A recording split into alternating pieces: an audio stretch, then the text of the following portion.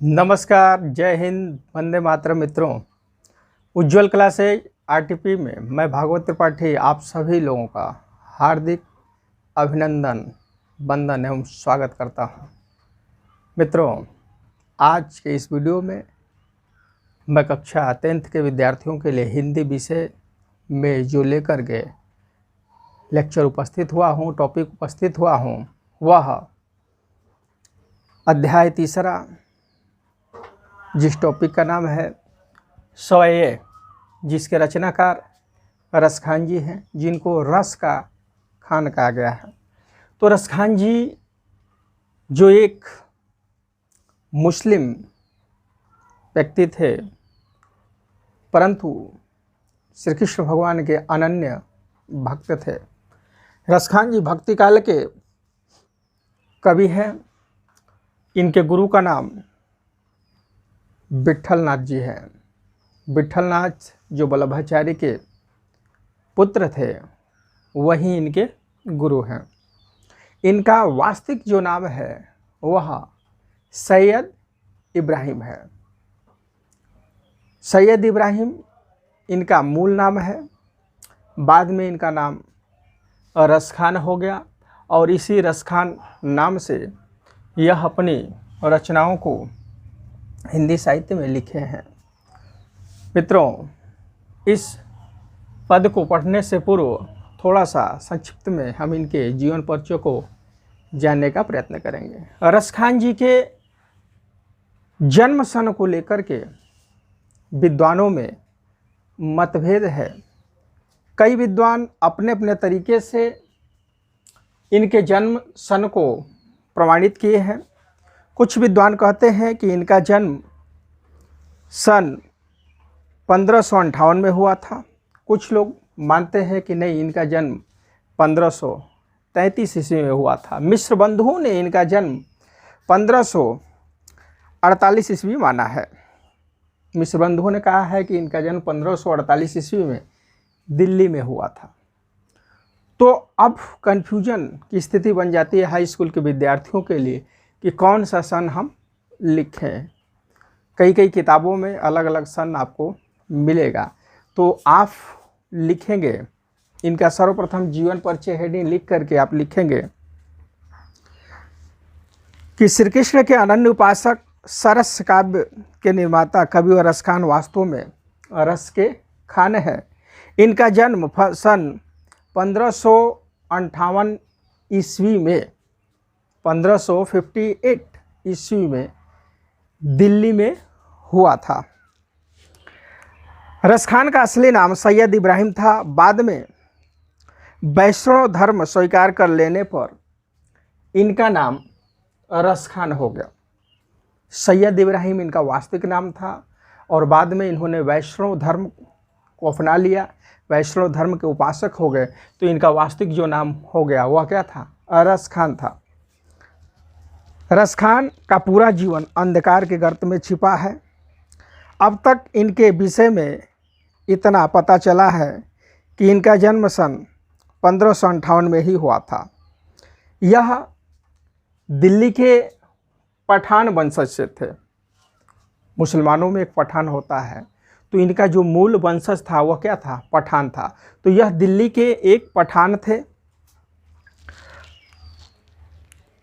कुछ विद्वान इन्हें पिनाही का निवासी बताया है। कुछ लोग कहते हैं कि नहीं, इनका जन्म दिल्ली में नहीं बल्कि पिनाही नामक ग्राम में हुआ था, किंतु इस विषय में कोई पुष्ट प्रमाण उपलब्ध नहीं है। रसखान की प्रेम वाटिका नामक पुस्तक में एक निम्नलिखित दोहा है जो इस प्रकार है। देखी गदर हित साहिबी, देखी गदर हित साहिबी, दिल्ली नगर समा छिनही बादशाह वंश की ठसक छाण रसखान। कहते हैं कि रसखान को किसी स्त्री से प्रेम हो गया था, किंतु उस स्त्री ने इन्हें अपमानित किया। जब उस स्त्री ने इनको अपमानित कर दिया तो इनके हृदय में वैराग्य उत्पन्न हो गया और यह श्री कृष्ण भगवान के अनन्य उपासक बन गए। कृष्ण भगवान के यह उपासक बन गए और गोसाई विट्ठल नाथ जी से इन्होंने दीक्षा लेकर के वैष्णव धर्म को स्वीकार कर लिया। तभी से इनका नाम रसखान हो गया। इनकी मृत्यु सन 1618 ईस्वी को हुआ था।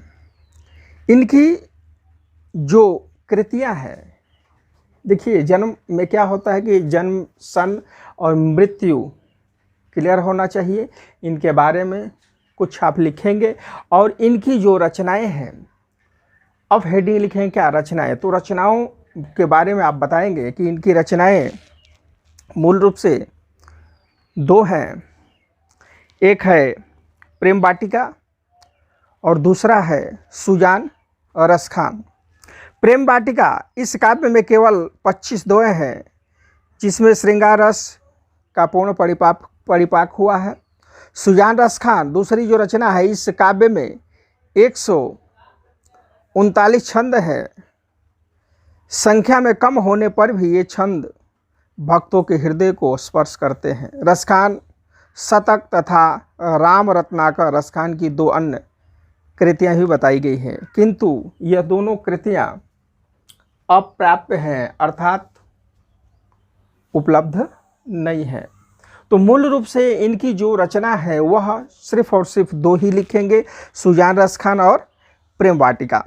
रसखान जी ब्रजभाषा के कवि हैं। इनकी जितनी भी रचनाएं हैं, उन सभी रचनाओं में, इनके पदों में ब्रजभाषा की छटा दर्शनीय है। तो यह ब्रजभाषा में लिखते थे और एक मुस्लिम होने के बावजूद भी यह श्री कृष्ण भगवान के अनन्य भक्त थे। इनका मूल नाम पूछ लिया जाता है कि रसखान जी का मूल नाम क्या है, तो सैयद इब्राहिम। इसको आप नोट कर लेंगे, याद कर लेंगे। चलिए आइए हम लोग इनके द्वारा लिखित इस पद को पढ़ते हैं। इस पद में रसखान जी क्या कहना चाहते हैं, जब इसको पढ़ेंगे तो इसकी जो व्याख्या है पूर्ण रूप से स्पष्ट हो जाएगा। देखिए, कोई भी पद आता है तो उसमें संदर्भ, व्याख्या और काव्य का सौंदर्य 3 पॉइंट आपको लिखना है। संदर्भ के लिए 2 नंबर, व्याख्या के लिए 2 नंबर, काव्य का सौंदर्य के लिए भी 2 नंबर। तो काव्य का सौंदर्य में क्या लिखा जाता है कि इस पद में कौन सा रस है, कौन सी छंद है, कौन सी भाषा है, कौन सा गुण है, ठीक है। तो ये सब चीज़ें काव्यगत सौंदर्य में, यानी काव्य की सुंदरता क्या है, इस चीज़ को दर्शाना होता है। तो प्रत्येक का 2-2 नंबर होता है। आप सिर्फ इसकी संदर्भ और व्याख्या लिख देते हैं और जो है काव्य का सौंदर्य नहीं लिखते हैं, तो आपको 4 ही नंबर मिलेगा। तो आप इस वीडियो के माध्यम से जितना हाई स्कूल में लिखना है वह सब चीज़ जानेंगे। तो आइए हम लोग पहले पद को पढ़ते हैं। देखिए, इसमें रसखान जी की हार्दिक इच्छा है, हार्दिक कामना है। वह परमात्मा से प्रार्थना कर रहे हैं, अपने इष्ट प्रभु श्री कृष्ण से अपनी हार्दिक अभिलाषा को व्यक्त कर रहे हैं। क्या कह रहे हैं कि मानुष हो तो वही रस खान, बसो ब्रज गोकुल गाँव के ग्वारन, जो पशु हो तो कहाँ बस मेरो, चरो नित नंद के धेनु मझारन। पाहन हो तो वही गिरी को, जो धरयो कर छत्र पुरंदर धारन, जो खग हो तो बसेरो करो मिले, कालंदे कोल कदम्ब के डारन, जो खग हो तो बसेरो करो मिले, कालंदे कोल कदम्ब के डारन। इस पद में रसखान जी ने अपनी हार्दिक अभिलाषा को व्यक्त किए हैं। वह कह रहे हैं कि हे प्रभु, मानुष हो तो वही रसखान, हे प्रभु मैं अगले जन्म में मनुष्य योनि में जन्म लूं तो मैं रसखान के ही रूप में रहूं, अर्थात इस जन्म में जो आपकी मैं भक्ति कर रहा हूं, आराधना कर रहा हूं, तो इसी रसखान के रूप में रहूं। और मेरा निवास स्थल बसो ब्रज गोकुल गांव के ग्वारन, मेरा जो निवास स्थल है वह गोकुल के गांवों में जो ब्रजवासी हैं, गोकुल के जो निवासी हैं, उन्हीं लोगों के बीच में रहे। मानुष हो तो वही रसखान। रसखान जी कह रहे हैं कि हे प्रभु, मेरी आपसे यही अभिलाषा है, मेरी हार्दिक इच्छा यही है कि मैं इस जन्म के बाद अगले जन्म में मनुष्य योनि में जन्म लूं तो इसी रसखान के रूप में रहूं, अर्थात जिस तरह से मैं आपकी आराधना कर रहा हूं तो उस जन्म में भी मैं आपकी आराधना करूं। और बसो प्रजे गोकुल गांव के ग्वारों, मेरा जो निवास स्थल हो वह गोकुल के गांवों में जो ब्रजवासी हैं उन ब्रजवासियों के बीच में हो, उन ग्वालों के बीच में हो। परंतु हे प्रभु, इसमें मेरा कोई बस नहीं कि मैं मनुष्य योनि में ही जन्म लूँगा। ये तो कर्म के ऊपर डिपेंड करता है, इसमें मेरा कोई बस नहीं है। लेकिन अगर मैं मनुष्य योनि में जन्म न लेकर के किसी अन्य योनि में जन्म लूँ, जैसे जो पशु हो तो कहाँ बस मेरो, चरो नित नंद के धेनु मझारन, अगर मैं पशु योनि में जन्म लूँ तो हे प्रभु, मेरे ऊपर इतनी कृपा करना। मेरी हार्दिक यही अभिलाषा है कि चरो नित नंद के धेनु मझारन। मझारन माने क्या होता है? बीच में। एक बार शब्दार्थ को देख लेंगे। मानुष माने मनुष्य, धेनु माने गाय, पाहन में पत्थर होता है, पुरंदर माने इंद्र, खग माने पक्षी, बसेरो माने निवास स्थल और कालिंदी माने यमुना नदी। तो कह रहे हैं कि जो पशु हो तो कहाँ बस मेरो, चरो नित्यानंद के धेनु मझारन। हे प्रभु, यदि मैं पशु योनि में जन्म लूँ तो मेरी हार्दिक अभिलाषा यही है, हार्दिक कामना यही है कि मैं नित्य माने हमेशा बाबा नंद के गायों के बीच में चरूं। जो वह ग्वाले हैं, जो गैया चराते हैं, तो हे प्रभु, मैं गाय के रूप में जन्म लूँ, बछड़े के रूप में जन्म लूँ, तो मेरी हार्दिक यही कामना है कि मैं सदैव बाबा नंद के जो गायों का झुंड है उसी के बीच में चरूं। पाहन हो तो वही गिरी को जो धरयो कर छत्र पुरंदर धारन, जो खग हो तो बसेरो करो मिली कालंदे कुल कदम्ब की डारन।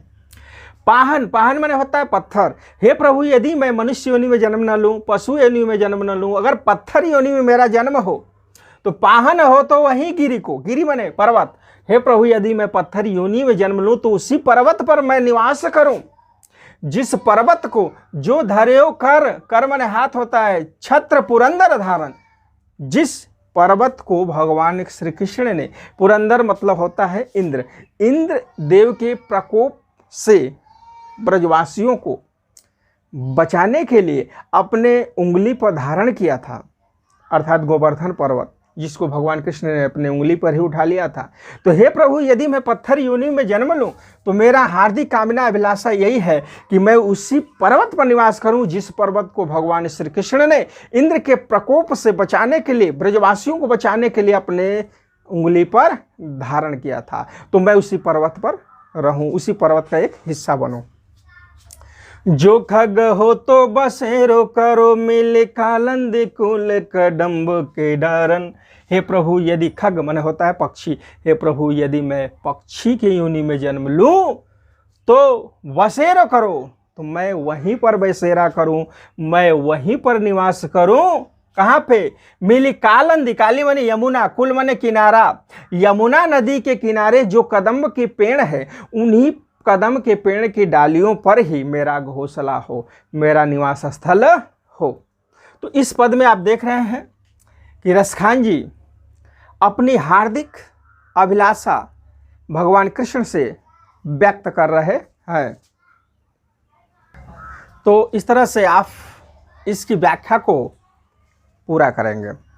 इसमें आप लिखेंगे कि यह जो पद है, सोया जो पद है, छंद है, लिखेंगे कि प्रस्तुत संदर्भ में लिखेंगे प्रस्तुत पद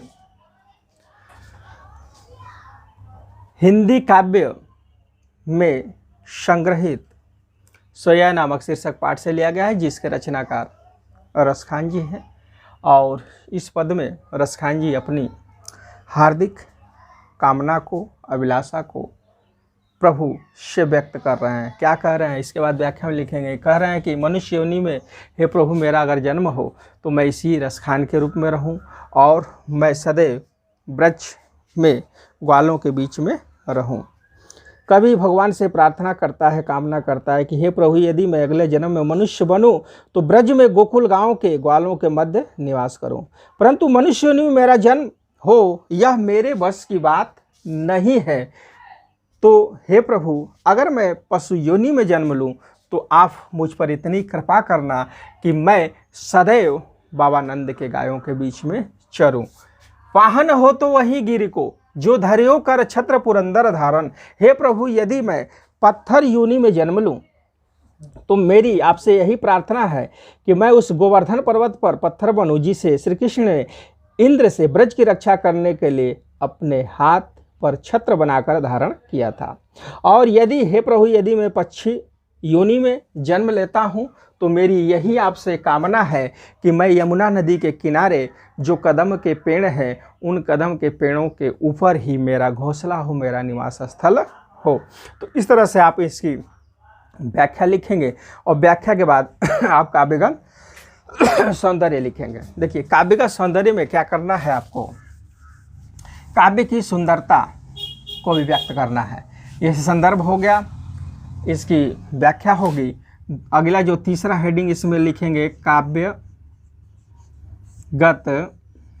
सौंदर्य, काव्य की सुंदरता। तो इसमें आपको क्या करना है, सबसे पहले लिखेंगे कि इस पद में रसखान जी भगवान कृष्ण से अपनी हार्दिक अभिलाषा व्यक्त कर रहे हैं। ठीक है, इस पद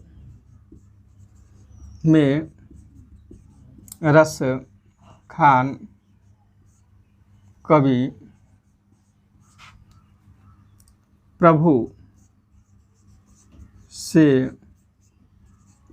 अपनी हार्दिक इच्छा प्रकट कर रहे हैं। ठीक है, ये लिख देंगे। दूसरी पॉइंट इसमें लिखेंगे, दूसरा जो पॉइंट लिखेंगे इसमें भाषा कौन सी है। ठीक है, तो भाषा इसमें कौन सा हो जाएगी, ब्रज भाषा, ब्रज भाषा। देखिए मधुरमय जो भाषा है, भाषा लिख देंगे। तीसरा जो पॉइंट लिखेंगे छंद कौन सा है। ठीक है, छंद, तो छंद इसमें आप देख रहे हैं स्वया छंद है, स्वया छंद है। ठीक है, इतनी लिखने के बाद आप चौथा पॉइंट लिखेंगे अलंकार, अलंकार। तो अलंकार में आप लिख देंगे अनुप्रास अलंकार, अनुप्रास अलंकार, क्योंकि एक ही वर्ण की बारंबार आवृत्ति पंक्तियों में हुई है तो इसमें अनुप्रास अलंकार होगा। गुण में आप लिख लेंगे गुण। ठीक है, तो गुण में हो जाएगा प्रसाद गुण। ठीक है, प्रसाद गुण है। प्रसाद गुण का मतलब होता है कि जब काव्य को पढ़ने मात्र से ही उसका जो अर्थ है वह स्पष्ट होने लगे तो ऐसे पदों में, ऐसे काव्यों में प्रसाद गुण होता है। अगला जो पॉइंट इसमें आप नोट करेंगे वह हो जाएगा शैली। ठीक है, तो शैली में आप लिखेंगे भावनात्मक शैली। पांचवा जो पॉइंट होगा, छठवां भावनात्मक शैली है।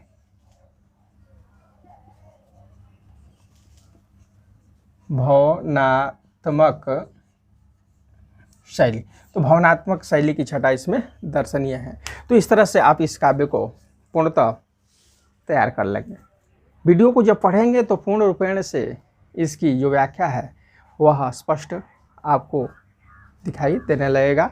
आप इसका सटीक जो है व्याख्या को याद कर लेंगे। ठीक है, चलिए अगला हम लोग पद को पढ़ते हैं। अगला पद हम लोग पढ़ेंगे, एक पॉइंट इसमें आपका बच रहा है रस। देखिए रस, रस छंद अलंकार, ये तो मोस्ट इम्पॉर्टेंट है। ये इसमें भक्ति रस की छटा दर्शनीय है, भक्ति रस लिख देंगे। ठीक है, तो भक्ति रस हो जाएगा। तो यही काव्य का जो सौंदर्य है हर एक पदों में कार्य आएगा। रस छंद अलंकार गुण, ये भी चीज़ आपको विशेष तौर से ध्यान देना है। आइए अगला पद हम लोग पढ़ते हैं।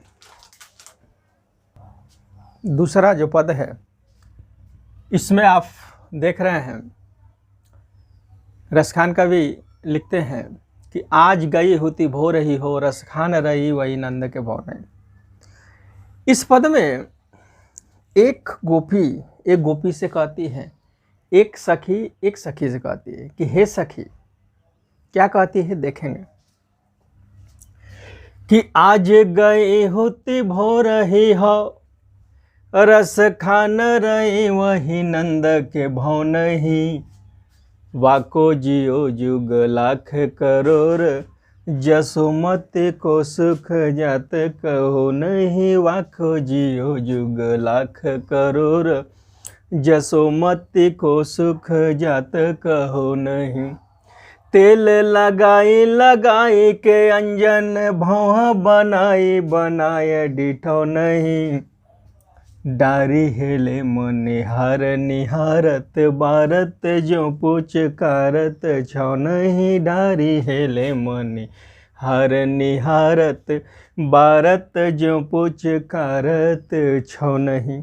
मित्रों, इसमें एक सखी से कह रही है। जो प्रस्तुत पद है यह आपके हिंदी काव्य, प्रस्तुत पद हिंदी काव्य में संग्रहित सोया नामसी सपाट से लिया गया है, जिसके रचनाकार रसखान कवि जी हैं। इस पद में एक गोपी दूसरी गोपी से कहती है, एक सखी दूसरी सखी से कहती है। क्या कहती है? काव्यगत हिंदी व्याख्या में आप लिखेंगे कि आज गई होती हो रही हो, यानी एक गोपी से कहती है कि हे सखी, आज गई होती भो रही हो।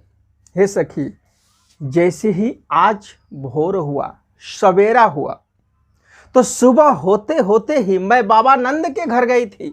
भौ नहीं मने घर, रसखान रही वही नंद के भौ नहीं। एक गोपी दूसरी गोपी से कह रही कि हे सखी, आज भोर होते ही मैं बाबा नंद के घर गई थी। तो बाबा नंद के घर गई थी तो मैंने क्या देखा? हमने देखा कि वहां पे मैया यशोदा अपने लल्ला कन्हैया को देख करके बहुत ही सुख प्राप्त कर रही थी। एक गोपी दूसरी गोपी से कहती है कि आज गई होती भो रही हो। हे सखी, आज सुबह होते ही भोर होते ही मैं बाबा नंद के घर गई थी, बाबा नंद के भवन में गई थी। वाको जियो जुग लाख करोड़, जसोमति को सुख जाते कहो नहीं। उस जसोमति का, यशोदा का जो लल्ला है, ईश्वर करे कि वह लल्ला जुगों तक, लाखों और करोड़ों वर्षों तक जीवित रहे। क्योंकि हमने देखा सखी कि उस लल्ला को देख करके जसोमति को सुख जात कहो नहीं। मैया यशोदा इतना सुख अनुभव कर रही थी, उनको इतना सुख हो रहा था कि जिसको हम अपनी वाणी से प्रकट नहीं कर सकते। तो जिस लल्ला को देख करके मैया यशोदा इतना खुश हो रही थी, तो मेरी तो प्रभु से यही कामना है कि हे प्रभु, उनका जो लल्ला अर्थात कन्हैया है वह जुगों तक, लाखों करोड़ों वर्षों तक जीवित रहे, ताकि उस लल्ला को देख देख करके मैया प्रसन्नचित होती रहे।